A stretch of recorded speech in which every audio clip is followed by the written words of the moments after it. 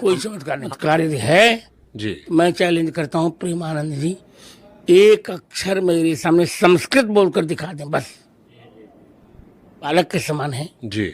अवस्था में भी। फिर कर रहा हूँ। आजकल देखा जाए तो ज्यादातर धर्मगुरु खासकर कथावाचक सोशल मीडिया पर छाने की कोशिश में लगे रहते हैं।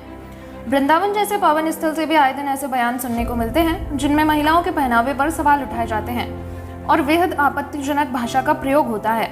लोग कहते हैं कि यह कोई साधारण अंधापन नहीं है, बल्कि अंदर से भी अज्ञान का अंधेरा है। सवाल यह उठता है कि ऐसे व्यक्तियों को क्यों मंच दिया जाता है? जुगनू क्या सूरज को रोशनी दिखा सकता है?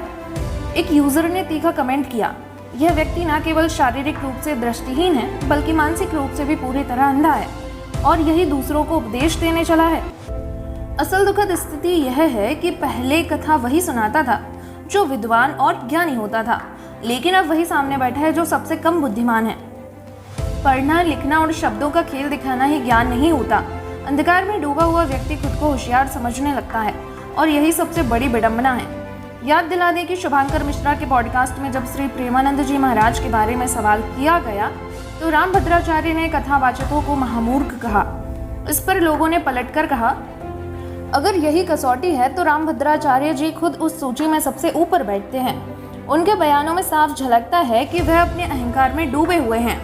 वह सिर्फ अपने सरकारी पुरस्कारों की दुहाई देते हैं और दूसरों को कमतर दिखाने की कोशिश करते हैं। अब सवाल यह है कि क्या पुरस्कार ही तय करेंगे कि कौन सच्चा भक्त है और कौन नकली? इतिहास बताता है कि बड़े बड़े पंडित और विद्वान कई बार सच्चे भक्तों का अपमान ही करते आए हैं।